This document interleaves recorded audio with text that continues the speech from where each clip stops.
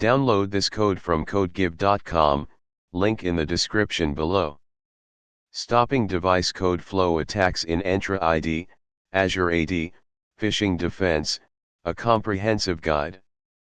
Device code flow, DCF, is an OAuth 2.0 authorization grant specifically designed for headless devices, example IoT devices, smart TVs, printers, that lack a browser or reliable input method. While legitimate in its intended use, it's also exploited by attackers in phishing campaigns to gain access to user accounts and sensitive data. This tutorial provides a detailed breakdown of DCF attacks, how they work, and the strategies with code examples to defend against them within the Entra ID, formerly Azure AD, ecosystem. Understanding device code flow and its vulnerabilities. 1. What is device code flow? Purpose allows devices without a browser to authenticate users and obtain authorization to access protected resources. Process 1. The device requests an authentication code from the authorization server, Entra ID. 2. Entra ID returns a unique device code, a user code, and a verification URI. 3. The device displays the user code and verification URI, usually on a screen. 4. The user uses a separate browser, example on a computer or mobile phone, to navigate to the verification URI and enters the user code. 5. The user authenticates with their Entra ID credentials. 6. The authorization server validates the user code and confirms the user's consent. 7. The authorization server issues an access token and a refresh token to the device, polled by the device. 8. The device can now use the access token to access resources on behalf of the user. 2. How attackers exploit device code flow ****. Phishing emails/messages *** Attackers send emails or messages mimicking legitimate services or applications. These messages contain instructions directing the user to a fake login page where they're asked to enter a device code provided by the attacker. Social engineering Attackers may pose as IT support or another authority figure, urging users to enter the device code quickly to resolve a fake security issue or account activation. Malware Malware running on a user's machine can initiate the device code flow and trick the user into authenticating the malware. Compromised websites Attackers inject malicious code into compromised websites, prompting the user to enter a device code under false pretenses. 3. Why DCF is an attractive target for phishers Easy to implement setting up a malicious DCF application is relatively simple for attackers. Trusted domain The login screen is hosted by Microsoft's trusted Entra ID domain, login.microsoftonline.com or login.microsoft.com, making it difficult for users to distinguish from a legitimate login. Low technical barrier for victims The user only needs to enter a code, making the attack accessible to a wider range of targets. Bypassing MFA If the user has MFA enabled, the attacker gains access after the user successfully authenticates with MFA on the Microsoft-hosted login page. The token issued allows the phished application to bypass MFA. Lack of context Users are typically provided with minimal context about the application requesting access during the authorization process, making it easier for attackers to disguise their true intentions. 2. Mitigation strategies and implementation. Here's a comprehensive guide to mitigating device code flow attacks within the Entra ID ecosystem, including code examples, primarily using PowerShell, a common scripting language for Entra ID management. 1. Conditional access policies, caps the core defense. Conditional access is the primary mechanism for controlling access to Entra ID resources. Use caps to restrict or block device code flow usage based on specific criteria. *A block device code flow for non-trusted locations. Rationale. If your organization doesn't expect users to use device code flow from unfamiliar locations, block it. Explanation. Connect Azure AD. Connects to your Azure AD tenant. Ensure you have the Azure AD module installed. You'll likely need to use Connect Graph and corresponding Microsoft.Graph module templates if using the newest MS Graph SDK, as Azure AD is being deprecated. $policy.state equals enabled * activates the policy. Consider enabled for reporting but not enforced for testing the impact before full enforcement. $conditions.users.include users equals at all. * applies the policy to all users. You can refine this to specific groups for targeted enforcement. Important * test thoroughly with a pilot group before rolling out to all. $conditions.locations.exclude locations equals at all trusted. * excludes locations you've defined as trusted networks in Entra ID. Configure named locations in the Entra ID portal. $conditions.locations.include locations equals at any. * applies the policy to all locations except the trusted ones. $grant controls.grant access.grant control type equals block. * specifies that access should be blocked. $client app types.include client app types equals at browser, mobile apps and desktop clients, Exchange Active Sync, other.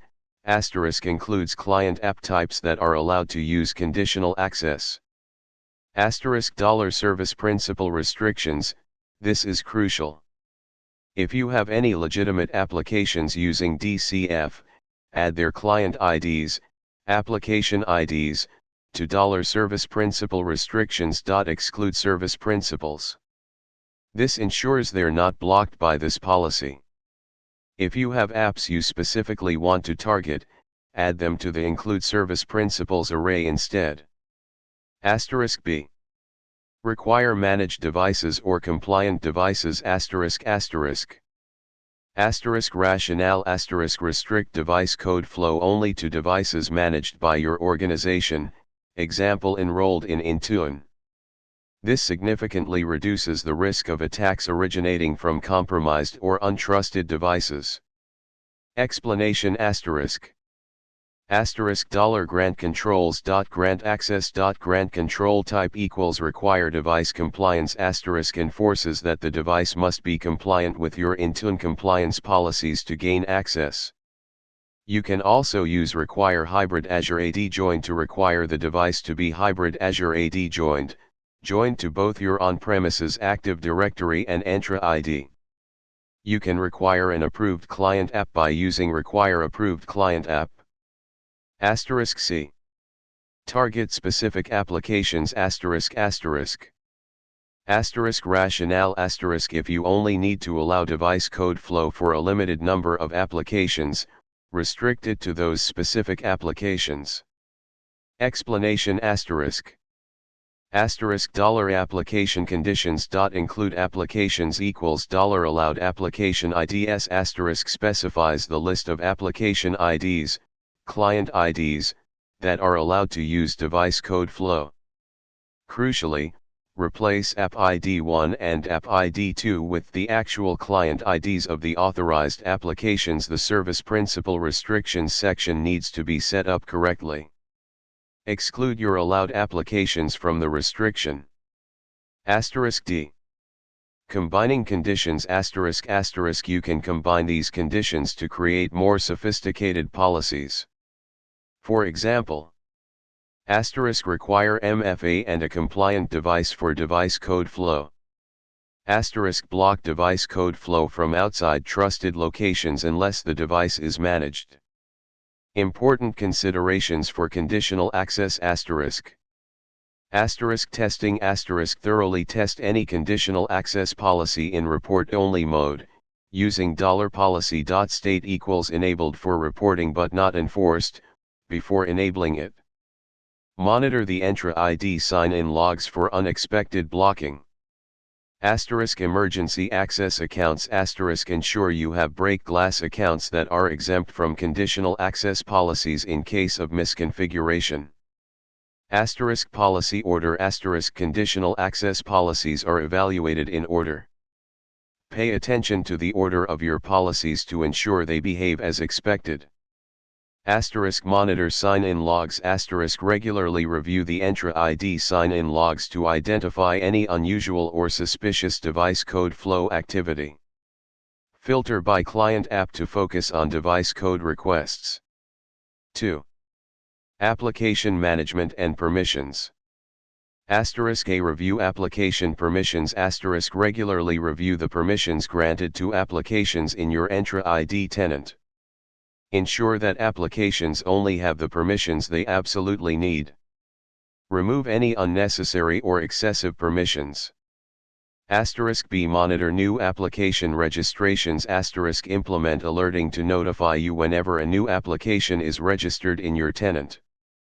Investigate any applications that seem suspicious.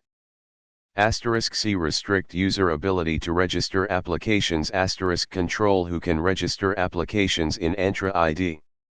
Typically, this should be limited to administrators or developers. The default setting allows all users to register applications.